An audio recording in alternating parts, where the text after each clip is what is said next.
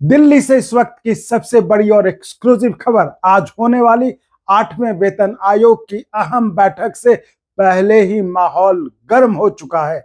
एनसीजेसीएम की staff side अब सीधी टक्कर के मूड में नजर आ रही है और जो संकेत मिल रहे हैं वो साफ साफ बता रहे हैं कि आज की मीटिंग बेहद निर्णायक होने वाली है। तो अब जो सवाल उठ रहे हैं वो ये है कि क्या 8वें वेतन आयोग पर भरोसा कम हो रहा है? क्या एआई के इस्तेमाल पर उठेंगे बड़े सवाल? और क्या आज की बैठक में 8वें वेतन आयोग और जो कर्मचारियों के बीच क्या टकराव देखने को मिलेगा? तो आइए जानते हैं इस एक्सक्लूसिव रिपोर्ट में कि आखिर क्या कुछ होने वाला है, क्यों माहौल गर्म हो चुका है। आइए जानते हैं।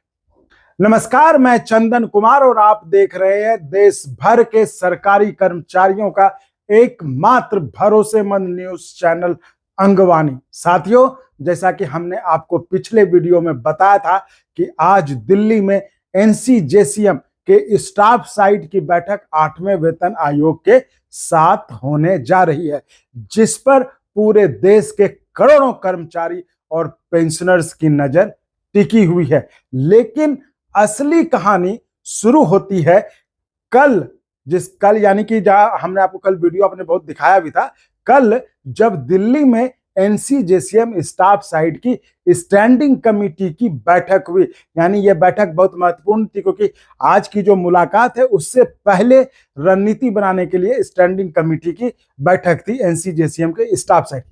तो इस बैठक के बाद जो सेक्रेटरी हैं उसके कन्वीनर शिव गोपाल मिश्रा जी, एआईडीएफ के महासचिव श्री सी कुमार जी, जो बातचीत हुई उससे जो संकेत मिले वो बेहद अहम है। वो बातचीत अभी हम आपको इसी वीडियो में सुनाएंगे, तो जिससे साफ तौर पर यह महसूस हुआ कि एनसीजेसीएम स्टाफ साइड जो है 8वें वेतन आयोग के कामकाज के तरीके से, मतलब जिस तरह से कामकाज चल रहा है, जैसे आप देख रहे हो कि सबको भेज दीजिए तो समय का वर्ड लिमिट, उससे संतुष्ट नहीं है।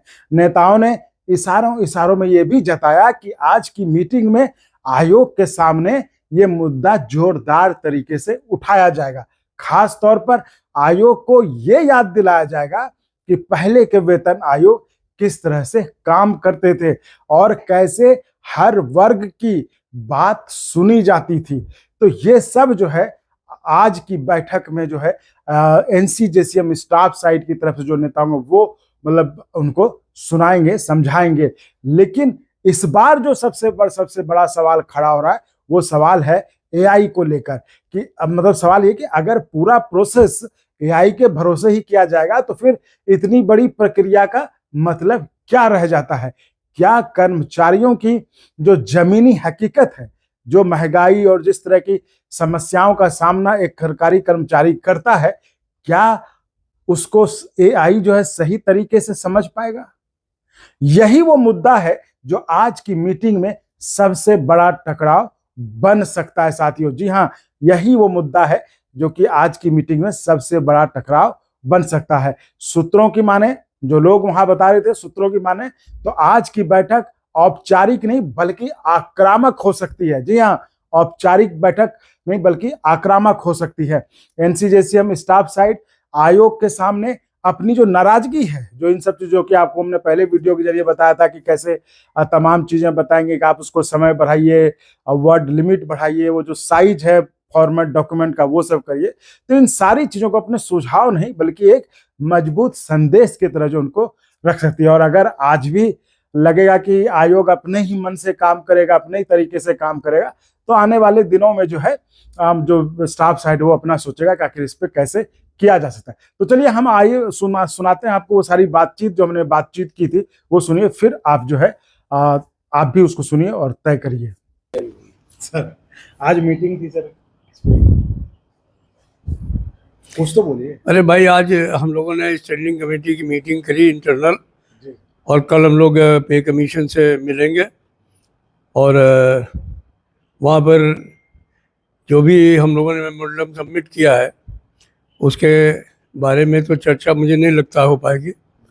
लेकिन इंट्रोडक्टरी मीटिंग है तो आने वाले समय में पे कमीशन के सामने किस तरीके से जाना है, कब मीटिंग करनी है और जो एफिलेटेड ऑर्गेनाइजेशंस हैं हमारे डिफेंस के, रेलवे के और दूसरे ऑर्गेनाइजेशंस, उनके बारे में कैसे चर्चा होनी है उस पर हम लोग कुछ चाहेंगे कि पे कमीशन हम लोग बताए, ताकि हमारे कैडर भी उनसे मिल सके और अपनी बातें भी कहने का मौका मिले।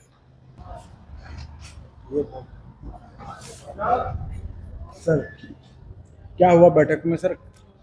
बैठक में कल आपको सभी को मालूम है, कल standing committee national council JCM को पे कमीशन ने इनवाइट किया और ये सबसे पहले का मीटिंग है।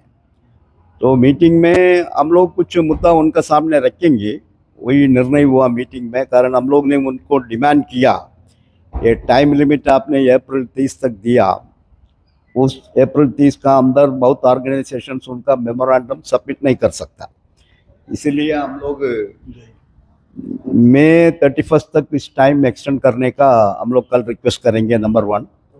नंबर 2, फिर हमारा तो नेशनल काउंसिल जेसीएम में कितना भी संबंधित अलग अलग फेडरेशंस है, रेलवे में, डिफेंस में, पोस्टल में, इनकम टैक्स, अकाउंट्स, ऑडिट, उन सबको अलग अलग टाइम स्लॉट पे कमीशन को देना पड़ेगा।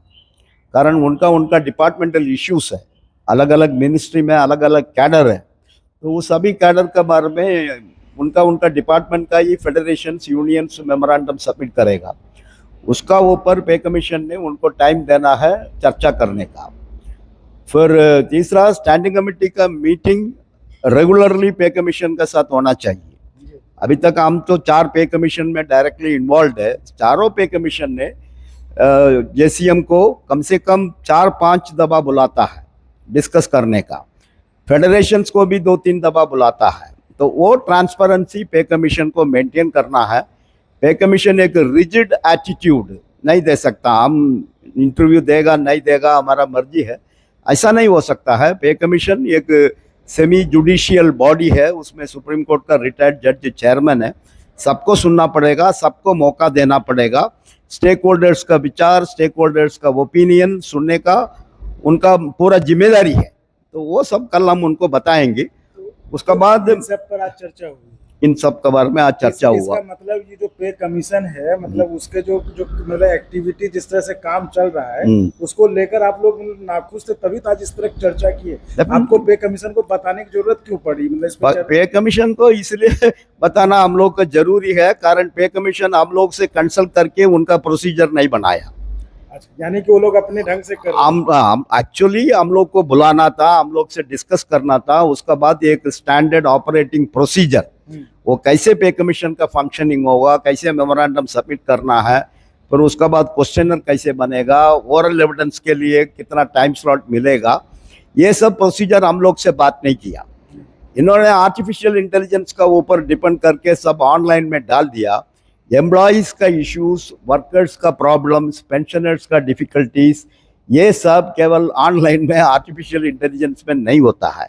किसका दर्द है उसको सुनना पे कमीशन का जिम्मेदारी है। तो सर आप तो ऐसे बोलने से लगता है शुरुआत ही खराब हो गया है। नहीं, खराब नहीं है, जब पे कमीशन जब अपने मन से जो खराब नहीं है, लेकिन हम लोग कम से कम 32-33 लाख सेंट्रल गवर्नमेंट एम्प्लॉइज को तो रिप्रेजेंट कर रहा है जेसीएम, उनका वॉइस है हम लोग, उनका शब्द है हम लोग, तो उनका दर्द, उनका डिफिकल्टीज पे कमीशन का सामने रखना हम लोग का जिम्मेदारी है।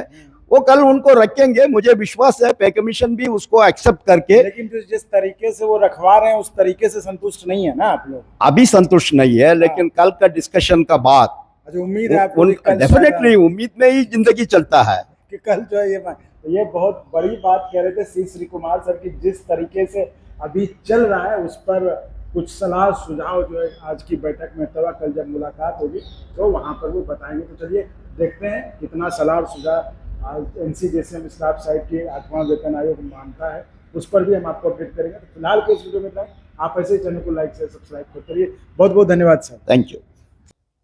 जी साथियों, तो सुन लिया आपने। अब सवाल आपसे, क्या आपको लगता है कि 8वां वेतन आयोग सही दिशा में काम कर रहा है? क्या एआई के भरोसे इतनी बड़ी प्रक्रिया चलाना सही है? और आज की बैठक में क्या बड़ा फैसला निकल सकता है? तो अपनी राय हमें कमेंट में जरूर बताएं, क्योंकि इससे जो है हमें आप क्या सोचते हैं वो जानने का मौका मिलेगा। उसके आधार पर हमको मुद्दे आपके ढूंढकर उनको आगे बढ़ाने में मदद। तो साथियों, वीडियो पसंद आए तो लाइक जरूर करिएगा और चैनल को सब्सक्राइब करना बिल्कुल नहीं भूलिएगा, ताकि आपको मिलती रहे हर बड़ी खबर, हर बड़ी अपडेट सबसे पहले देश के एकमात्र जो है भरोसेमंद चैनल अंगवानी पर। तो चलिए साथियों, इस वीडियो में फिलहाल इतना ही। आप ऐसे चैनल को लाइक शेयर सब्सक्राइब करते रहिए। बहुत बहुत धन्यवाद।